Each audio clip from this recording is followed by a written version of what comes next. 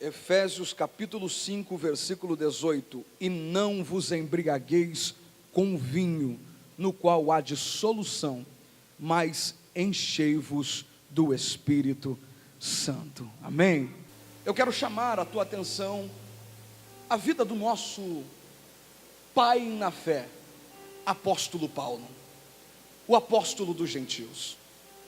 Após ser chamado pelo Senhor e ter o seu ministério completamente dinamizado pelo Espírito Santo, receber de Deus a chamada através de Cristo, enquanto caminhava a fim de cumprir os desígnios do seu coração, ainda como velho homem, na busca de colocar uma pedra sobre o cristianismo em uma cidade chamada Damasco, entendendo ele que se Damasco ouvisse a mensagem da cruz não ficaria apenas em Jerusalém, Judeia, Samaria, mas chegaria aos confins da terra. No caminho de Damasco, a história bíblica nos diz que Saulo vai ser surpreendido, ou Paulo, os dois nomes são de acordo com as suas etimologias. Quando ele é surpreendido, ele ouve a voz de Cristo, é confrontado pela chamada. A partir daí, começa o ministério do irmão Paulo. Paulo vai ser orientado pelo Senhor. Ele mesmo vai ser considerado abortivo no que diz respeito ao ministério que Deus vai o dar através de Cristo, de apóstolo. Até porque, para ser apóstolo, segundo o primeiro concílio de Pedro, de acordo com as normas estabelecidas pelo ministério da igreja em Jerusalém, precisava primeiro ter acompanhado o batismo de Jesus, precisava ter andado ao lado de Jesus, precisava ter visto a crucificação e também acompanhado a ressurreição. Paulo se diz ser abortivo porque ele não viu nada disso. Só que isto não era uma norma estabelecida pelos céus, e sim um rito estabelecido pelos homens. Logo, Deus vai escolher Paulo para mostrar que o que rege no reino não são os ritos, mas os princípios que ele estabelece. E ele escolhe Paulo. Não apenas ao escolher Paulo, mas ele vai escolher Paulo e vai aproximar-se de Paulo de uma forma tão intensa que durante 13 anos e meio da sua vida, uma reclusão, um momento de isolamento na Arábia, vai ser o prazo de preparação necessária para que todos aqueles conceitos, para que todos aqueles dogmas, para que todos os julgos que Paulo havia adquirido aos pés de Gamaliel, perlustrando os bancos acadêmicos das faculdades em Jerusalém, fossem passados pelo crivo de Cristo, para que ele pudesse entender que toda a lei, todos os profetas, todos os cânticos, todos os livros históricos apontavam única e exclusivamente para Cristo, e que nada do Antigo Testamento não seria possível ser concretizado se não fosse para ser sombra daquilo que viria, que era o próprio Jesus.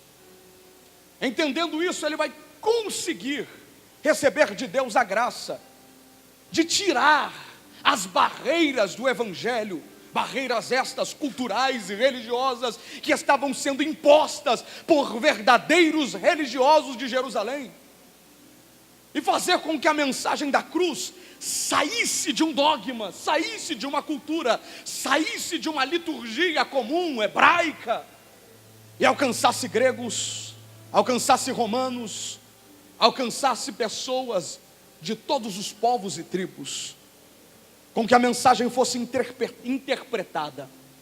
É por isso que Paulo vai ser a maior autoridade teológica do Novo Testamento, ou por que não dizer de toda a história da igreja até os dias de hoje, de todo o cristianismo.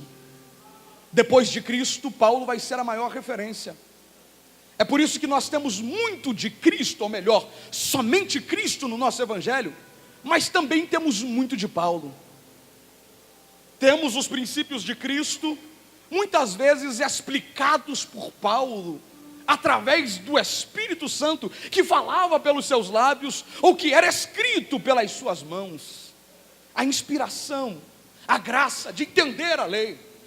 Paulo é quem vai receber de Deus a condição de mostrar quais seriam as verdadeiras bases da nossa fé, os mistérios revelados na ceia, a tão emblemática questão da escatologia, Paulo vai ter graça de entender, e é ele quem vai escrever. Recebendo isso de Deus, ele não vai conseguir se conter, até porque quem recebe de Deus não consegue se limitar em si. Quem recebe de Deus, recebe junto com aquilo que Deus dá, o desejo de espalhar, propagar, proliferar. Paulo vai ser o maior evangelista do Novo Testamento. Paulo vai romper os limites geográficos para pregar a mensagem de Cristo. Sendo ele sábio, filósofo como era, podendo dissertar em diversos idiomas, pois também era poliglota, podendo falar sobre a lei, pois a conhecia desde os 5 anos de idade, aprendendo aos pés do seu pai, podendo falar sobre a história do seu povo, afinal de contas, ouvia os cânticos da sua mãe, desde quando era bebê, cantando sobre a história de juízes, que recebiam dons de Deus, cantando sobre a história de um povo que foi arrancado do Egito, passou aos pés enxutos por um mar que se abriu, e recebeu a terra por promessa. Poderia falar, entretanto ele mesmo, após ser confrontado por Cristo, vai entender que de nada adiantava a sabedoria humana, porque o mistério do Evangelho não eram as informações terrenas absorvidas diante dos tempos, mas sim o próprio Cristo, a própria palavra dele.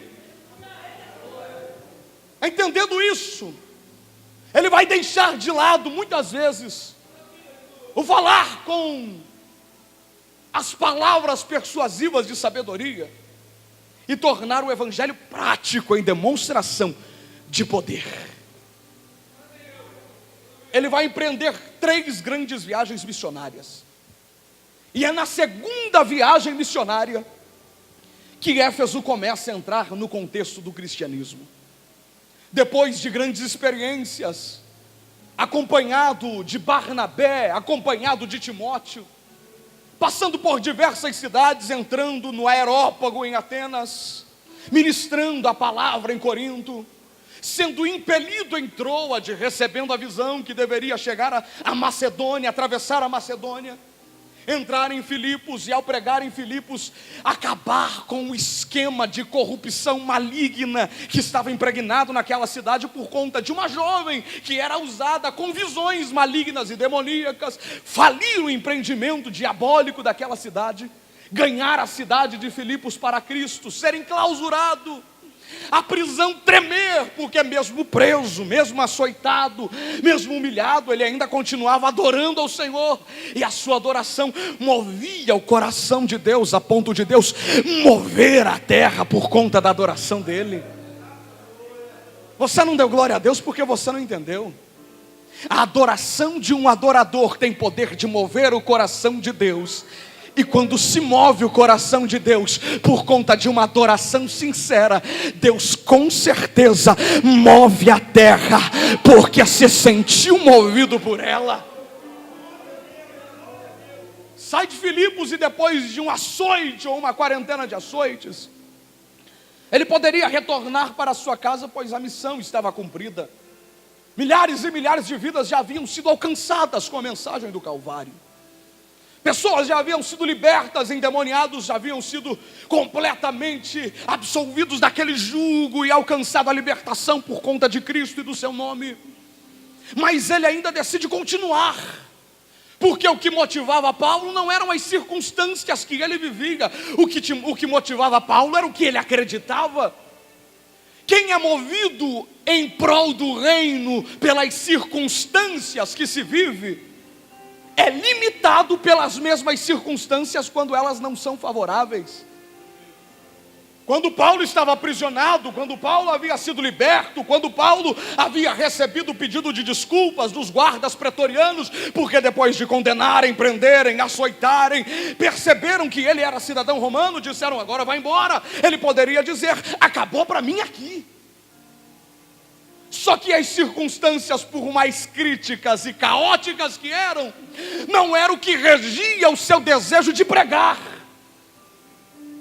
O que regia o seu desejo de pregar era a sede de falar de Cristo, independente das circunstâncias que se vivia. Eu abro um parênteses muito rápido, eu preciso continuar, mas eu estou ouvindo o Espírito Santo gritando ao meu espírito que se tem algo que a nossa geração está se envolvendo de forma tão negativa, é com um cristianismo resultado de circunstâncias. E por que é um cristianismo resultado de circunstâncias? É um cristianismo fundamentado em emoções e sentimentos. E porque é um cristianismo fundamentado em emoções e sentimentos, é um cristianismo oscilante, tal como as emoções e os sentimentos são. Quem se fundamenta em circunstâncias e sentimentos para servir a Deus, nunca consegue viver uma vida de crescimento. Nunca consegue viver uma vida de desenvolvimento com Deus, de enchimento do Espírito. Por quê? Porque se motiva na fé pelas circunstâncias e sentimentos. Quando tudo está bem, quando está feliz, está alegre, está adorando, está servindo, participa do ensaio, serve ao pastor, serve ao ministério, estão recebendo a oportunidade, continua trabalhando, alegre, feliz. É só alguém olhar de canto de olho, não dá oportunidade, é só alguém fazer cara feia ou não dá paz do Senhor, acabou a motivação do reino. Não canto mais, não prego mais, não ensaio mais, não sirvo mais naquela igreja, vou mudar de ministério, porque é um cristianismo oscilante, é um cristianismo resultado de circunstâncias e resultado de emoções. Paulo vai mostrar que as circunstâncias não alteravam a sua condição de fé, pois a sua fé não era emocional, a sua fé era fundamentada na palavra. E porque era fundamentada na palavra, ele vai dizer: eu posso estar abatido, mas não estou angustiado. Eu posso estar oprimido, mas não estou destruído. Pode estar tentando me parar, mas eu vou continuar prosseguindo. Pode virar a cara para mim, mas eu vim para adorar a Ele, então vou continuar adorando. Se eu estou bem, eu adoro. Se eu não estou, eu continuo a adorar. Se eu estou bem, eu sirvo. Se eu não estou, eu continuo servindo. Se me dão a oportunidade, eu canto. Se não me dão, eu continuo cantando, porque posso todas as coisas naquele que me fortalece.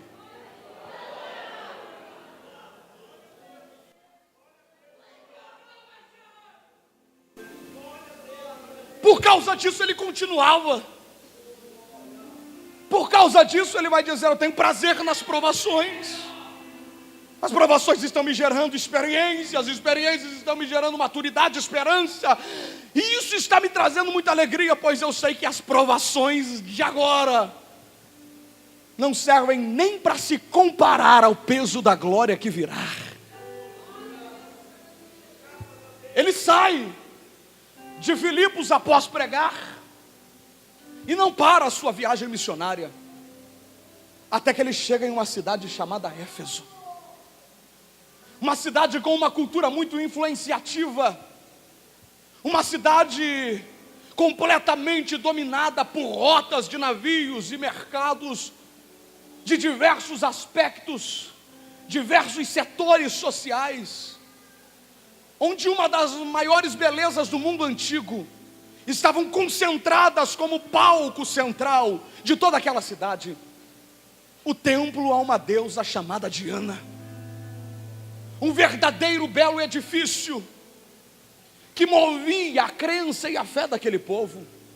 Uma cidade tão estruturada que em toda a história do mundo antigo não se viu uma cidade como Éfeso, que possuía um teatro com lugares para 25 mil pessoas sentadas, uma grande biblioteca, um povo culto, completamente helenizado, sob o domínio de um império romano. Paulo entra em Éfeso, e ao entrar em Éfeso ele vai direto para uma das sinagogas dos judeus que lá estavam. Existia uma grande dicotomia entre judeus e gentios, Por isso Paulo se direciona primeiro ao seu povo. Entrando na sinagoga, começa a pregar. A primeira pregação de Paulo em Éfeso vai gerar alguns efeitos, sim, porque a palavra nunca volta vazia. Só que Lucas, ao narrar o capítulo de número 18, ao findar dos versículos, mostra que Paulo, ao terminar de pregar na sinagoga em Éfeso, ele diz: eu vou ter que ir embora. Só que ao dizer isso, o seu coração se inflama com um fervor espiritual que não era humano, nem terreno, muito menos natural, mas sim espiritual, divino, transcendente, metafísico. E ele diz: eu vou, porém eu voltarei para vocês. Eu preciso voltar para esta cidade. Eu imagino Paulo pregando na sinagoga dos judeus, regidos por uma cultura judaica, olhando para aquela sinagoga, imaginando: esta cidade não vai ser regida por uma sinagoga de uma liturgia morta e falida, mas vai ser uma das maiores igrejas da Ásia Menor, uma das maiores igrejas do cristianismo primitivo, e eu vou voltar aqui para fazer parte dessa história. Ele termina a sua segunda viagem missionária na Antioquia. De lá ele parte para a terceira. E quando vai para a terceira, ele volta em Éfeso. Ele não conseguia se sentir em paz sem passar lá novamente. O Espírito Santo incomodava ele e dizia: você precisa voltar para Éfeso. Você precisa passar em Éfeso. Você precisa entrar em Éfeso. E quando ele entra, ele descobre que um grande pregador havia passado por lá antes do seu retorno. E o nome deste pregador era Apolo. Lucas vai o caracterizar como um homem poderoso em palavras. Só que Apolo possuía uma grande compreensão do cristianismo, simplesmente até o batismo de João. E ele vai pregar sobre Cristo limitado ao batismo de João. Muito poderoso em palavras, muito eloquente, mas sem o dinamismo do Espírito. É por isso que Éfeso vai ter alguns discípulos, apenas alguns, porque o que faz uma igreja crescer não é a eloquência de um pregador ou um líder. O que faz uma igreja crescer ainda é a presença do Espírito Santo no meio dela. Paulo chega e encontra alguns discípulos, e ele vai perguntar para estes discípulos: vocês já ouviram falar do Espírito Santo? Vocês são discípulos? São. Mas vocês conhecem o Espírito Santo? Ele percebe que aquela igreja estava meio fria. Ele percebe que alguma coisa de errado estava naquela igreja. E ele vai fazer esta pergunta: vocês são igreja, são discípulos, mas vocês já conheceram o Espírito? Quando ele fala isso, a resposta é direta e objetiva: nem sequer ouvimos falar. É como se Paulo estivesse sorrindo naquele momento, olhando para os crentes e dizendo: não tem problema se até hoje vocês não ouviram falar. Vem cá, vocês não ouviram falar ainda, mas agora vocês vão começar a experimentar. E Atos dos Apóstolos, capítulo de número 19, vai mostrar Paulo chamando os discípulos, impondo as mãos sobre eles e ministrando o batismo sobre eles. E de repente eles começaram a falar em outras línguas, conforme o Espírito lhes concedia que falassem. Naquele momento era como se Deus estivesse dizendo: até hoje Apolo plantou, até hoje Paulo lançou a semente, até hoje vocês absorveram a teoria. Só que Paulo precisava voltar, porque não é só de teoria que se vive uma igreja, não é só de teoria que se cresce um grupo, não é só de teoria que se cresce um ministério. Quer crescer? Então recebe o Espírito, porque a palavra tem que ser praticada, e para ser praticada precisa do Espírito. Sejam batizados com o Espírito Santo de Deus. Feche os seus olhos por alguns segundos, eu preciso continuar, mas eu estou ouvindo o Espírito de Deus me dizendo: André, diga para a minha igreja, na cidade de Telêmaco Borba, na congregação do Socomim, que está chegando um tempo de despertamento espiritual, e a minha glória tomará conta destes jovens, destes moços e moças. A minha presença será real e tão clara, a ponto de pessoas passarem na frente desta igreja e serem completamente tocadas pelo Espírito de Deus.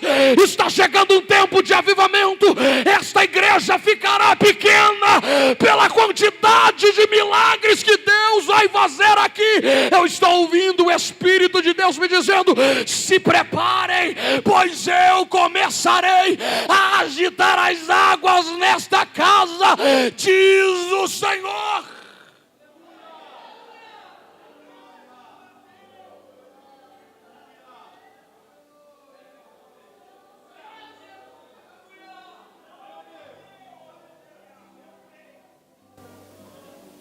Ele passa 2 anos em Éfeso,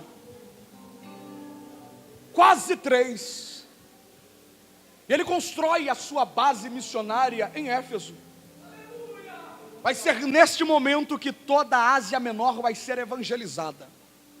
Ele vai contar com a ajuda de diversos discípulos, amigos, filhos como Timóteo, e as 7 igrejas da Ásia Menor vão ser alcançadas neste momento. 2 anos e meio se passam. De lá ele escreve a carta à igreja em Corinto. Ele entende que o seu ministério em Éfeso já havia encerrado, e ele precisava continuar a sua viagem. E ele vai inaugurar a 3ª viagem missionária. O tempo vai passar. Paulo vai continuar pregando, até que ele sente em seu corpo as marcas de Cristo, pelos naufrágios, pelos açoites, pelas pedradas. O seu ministério já havia alcançado proporções tão dinâmicas e grandes, tão avassaladoras, a ponto de alvoroçar o mundo do seu tempo com uma mensagem de Cristo simplesmente crucificado e ressuscitado. O seu ministério começa a caminhar para o seu derradeiro fim, não de frustração, mas sim de encerramento terreno. E a história de Paulo vai ser marcada com uma prisão. O final da história de Paulo: ele vai ser preso em Roma, não mais um senhor de 40 anos, não mais um senhor de 50 anos motivado a pregar, mas já um senhor de aproximadamente 63, 64 anos, enclausurado em uma das masmorras em Roma.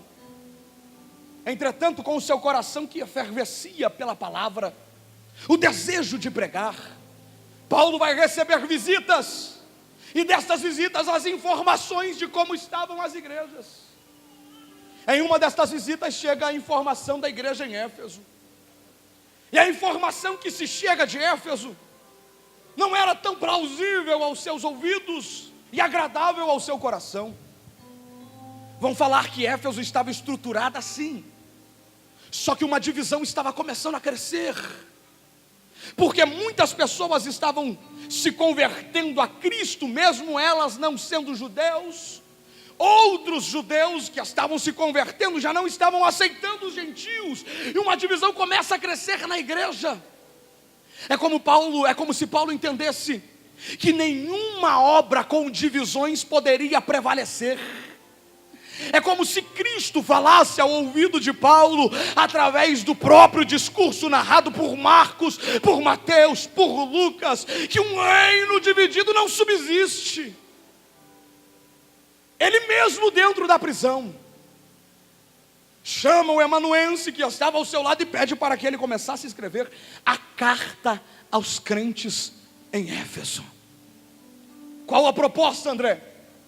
Falar sobre união, falar sobre unidade.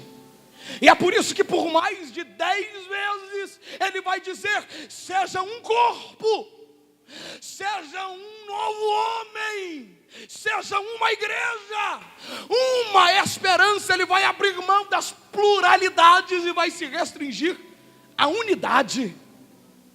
Até porque ele entendia que para ser cheio do Espírito Santo, precisava primeiro ter união. Ele começa a pregar sobre a unidade. O primeiro capítulo introdutório, ele vai falar sobre redenção, saudação, cumprimento. O segundo capítulo, ele vai falar sobre a prática de uma vida que foi alcançada pela salvação, e este dom de salvação sendo gerado por Deus como graça, favor imerecido. Alguém chega a pensar que Paulo, ao escrever esta carta e dividi-la entre primeira parte e segunda parte, teoria e prática, Paulo estava criando uma controvérsia contra um princípio teológico doutrinário apresentado por Tiago na sua missiva. Pois no capítulo 2, a partir do versículo de número 7, 8, 9, ele vai dizer: pela graça sois salvos, mediante a fé, e isto não vem de vós, é dom de Deus. Não vem de obras para que ninguém se glorie nelas, vem única e exclusivamente de Deus. Paulo estava trazendo princípios para alguém que quer ser cheio do Espírito Santo.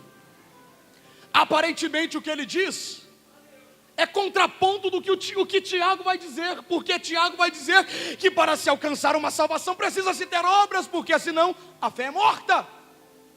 Entretanto, não existe nenhuma controvérsia entre Tiago em Éfeso, entre Paulo escrevendo aos Efésios e Tiago escrevendo à igreja, aos crentes da dispersão, porque os dois estão falando do mesmo assunto, sobre perspectivas diferentes. O que Paulo vai dizer é: pela graça sois salvos mediante a Paulo está dizendo do que causa a salvação.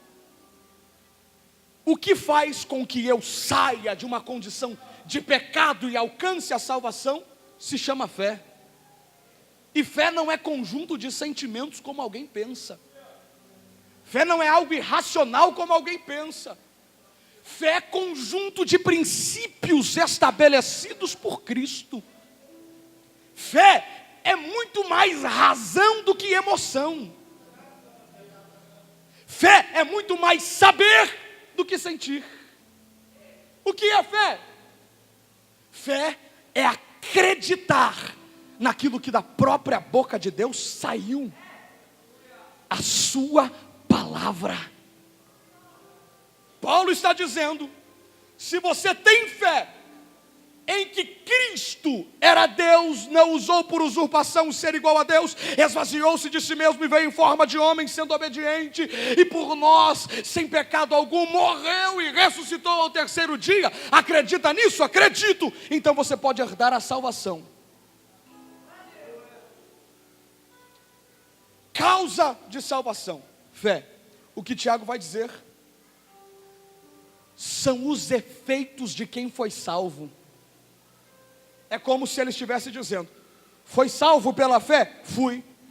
As tuas obras precisam ser transformadas por esta mesma fé que te fez gerar salvação, através da graça. É como se Paulo estivesse mostrando: o que causa a salvação é a fé, e Tiago estivesse dizendo: quem foi salvo precisa ter obras de quem foi salvo. É impossível alguém alcançar a salvação pela fé e as suas obras não demonstrarem a salvação alcançadas por esta fé.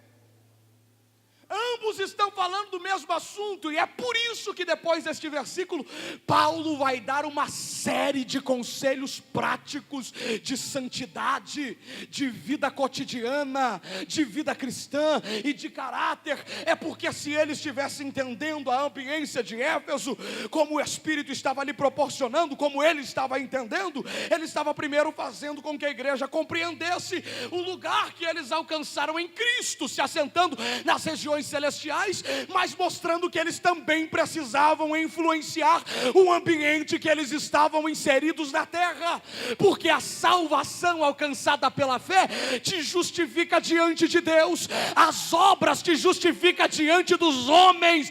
É impossível alguém ser salvo sendo justificado diante de Deus e não ser justificado diante dos homens com o testemunho de vida de quem foi salvo. Alguém olhar para alguém e dizer não é crente ele, como não conduz com obras de quem é convertido? Por quê? Porque a conversão não foi verdadeira. Se a fé é verdadeira, alcançou a salvação, as obras precisam ser modificadas.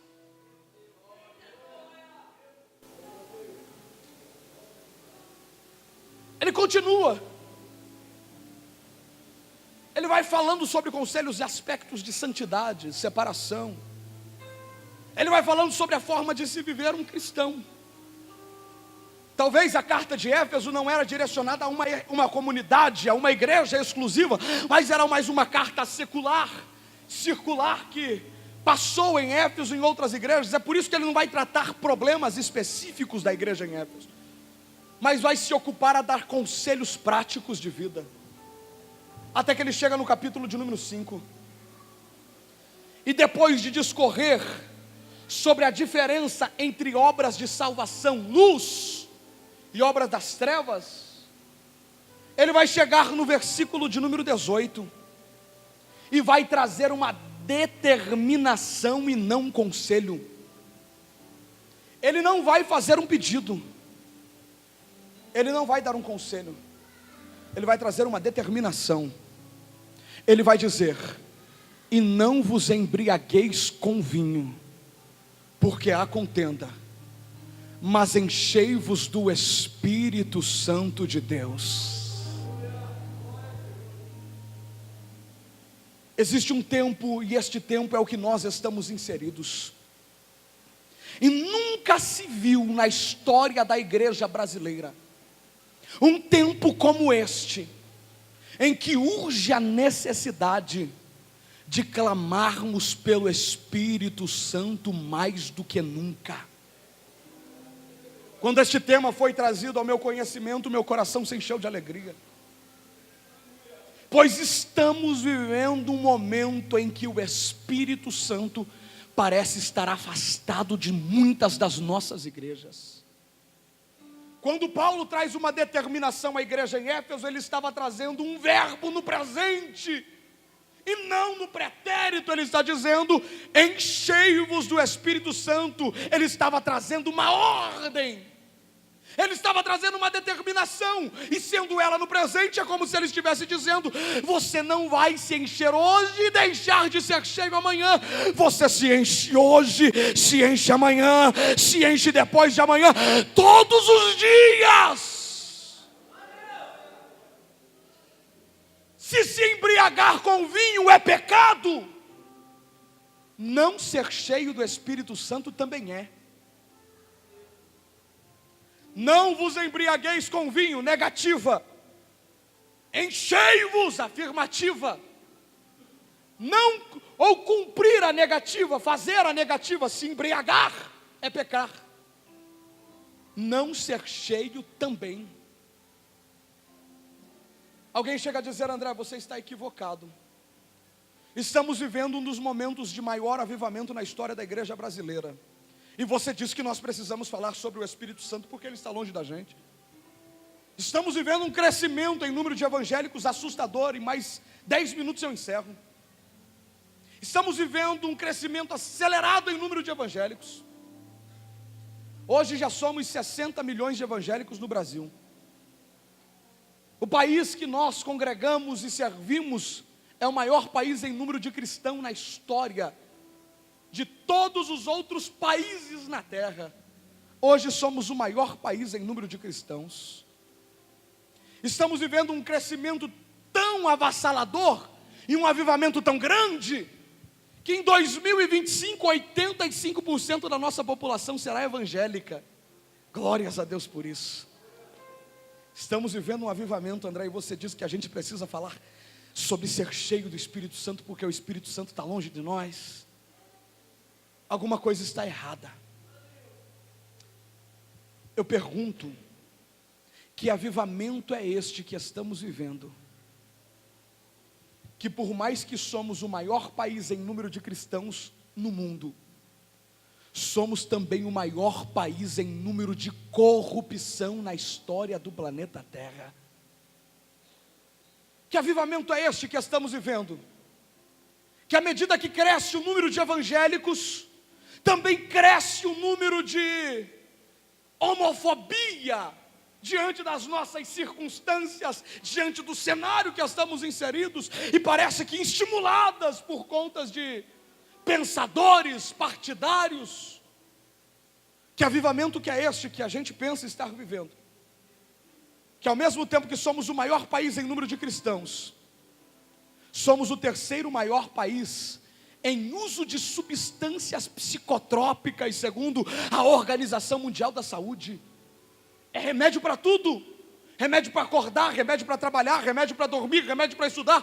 Esses dias eu fiquei assustado, pois eu estava na igreja e a irmã estava rodando, adorando a Deus. Terminou o culto, eu estava conversando com o seu esposo. Ela chegou e disse: amor, a gente precisa ir, vai dar 11 horas, eu preciso tomar o meu remédio. Ele disse: pastor, me desculpe, eu vou ter que levar ela, porque ela toma um antidepressivo às 11h15, e se ela não tomar, ela surta. Eu disse: que avivamento é este que se roda na igreja e se toma antidepressivo em casa, porque senão não consegue dormir?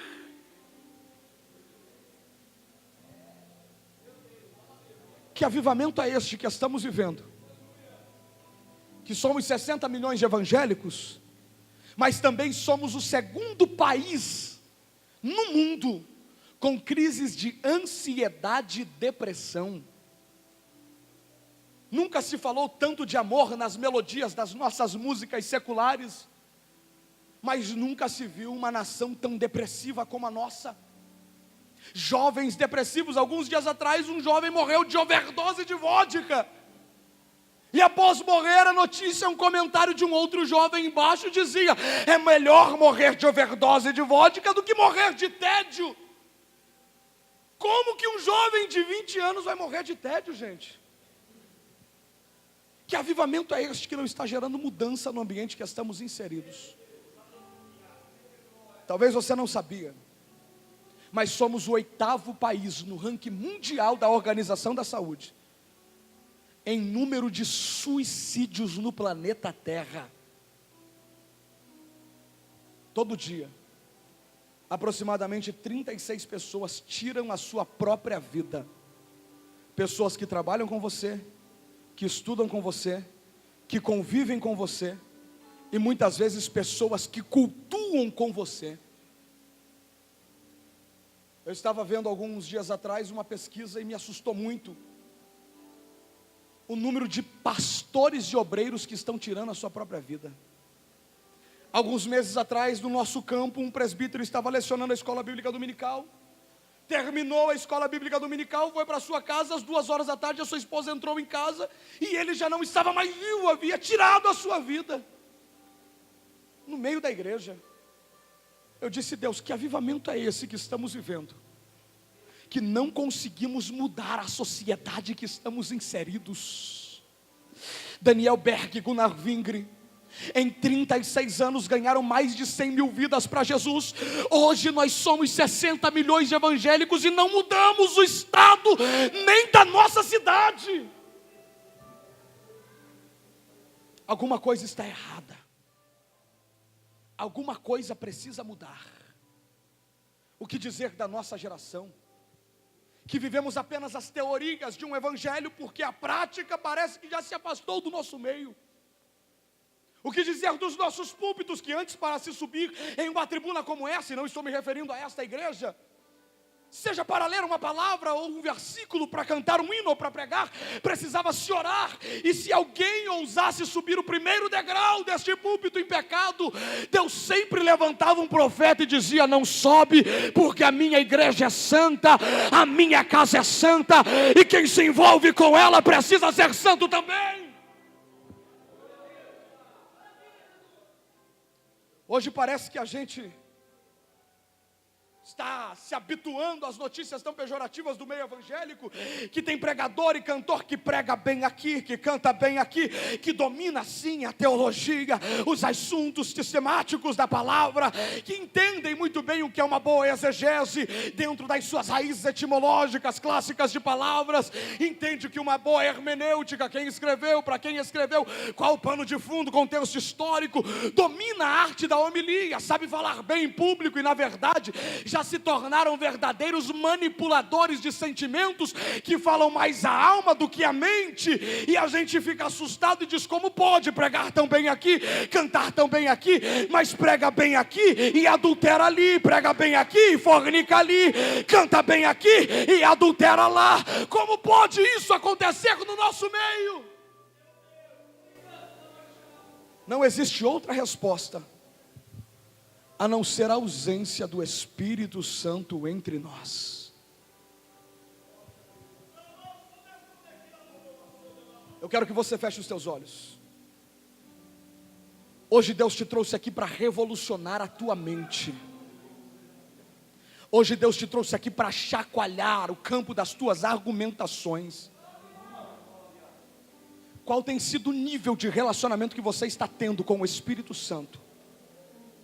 Qual tem sido o nível de intimidade e comunhão, a ponto de ser alguma coisa significativa no convívio em que você vive, ou alguém significativo, ou apenas ser mais um, sem causar uma expressão diferenciada do cristianismo, sem revolucionar o ambiente que estamos inseridos? Deus te trouxe aqui simplesmente para dizer à nossa geração: recai um peso sobre nós jovens, recai um peso sobre nós igreja, afinal de contas a minha geração de jovem não conhece o Deus que a maioria dos senhores e senhoras de cabeça branca conheceram.